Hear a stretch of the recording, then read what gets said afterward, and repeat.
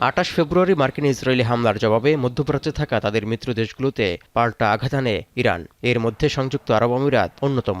তেহরানের ক্ষেপণাস্ত্র হামলায় ব্যাপক ক্ষয়ক্ষতির মুখোমুখি হয় মার্কিন এই মিত্র দেশটি। হুমকিতে পড়ে দুবাইয়ের জনপ্রিয় পর্যটন শিল্প। এমন পরিস্থিতিতে আর হামলা না করার শর্তে ইরানকে শত শত কোটি ডলার দিচ্ছে সংযুক্ত আরব আমিরাত। ইতোমধ্যে প্রথম কিস্তির $300 কোটি দেওয়া হয়েছে। সংশ্লিষ্ট 4 সূত্রের বরাতে এই খবর প্রকাশ করেছে ব্রিটিশ বার্তা সংস্থা রয়টার্স। যুক্তরাষ্ট্র ইরানের শান্তি চুক্তির ইঙ্গিত আসতেই এমন খবর সামনে এলো।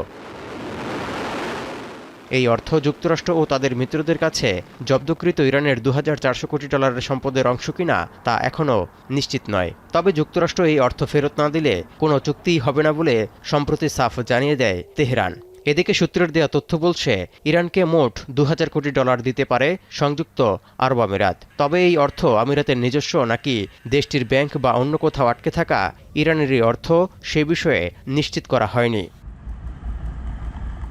যুদ্ধের তথ্য অনুযায়ী অস্থায়ী যুদ্ধবিরতির মধ্যেও সাম্প্রতিক উত্তেজনায় মার্কিন মিত্র কুয়েত ও বাহরাইনে পাল্টা হামলা চালায় ইরান। 72 ঘন্টা ময়েশ্চার লক সমৃদ্ধ লিলি বডি ওয়াশ শিয়া বাটারের গুডনেস স্কিন রিপেয়ার করে রাখে সফট ও গ্লোয়িং। তবে 4 মের পর সংযুক্ত আরব আমিরাতে আর হামলা চালায়নি তেহরান। কিন্তু হামলা না চালাতে ইরানের জন্য $2000 কোটি তহবিল ছাড়ার এই খবর মিথ্যা বলে বিবৃতি দিয়েছে সংযুক্ত আরব আমিরাতের পররাষ্ট্র মন্ত্রণালয়। এমনকি $300 কোটি দেয়া হয়নি বলেও দাবি করা হয়। বিষয়টি অত্যন্ত সংবেদনশীল হওয়ায় এই প্রতিবেদনে উল্লেখ করা সূত্রগুলোর কেউই নিজেদের নাম প্রকাশ করতেও চাচ্ছেন না।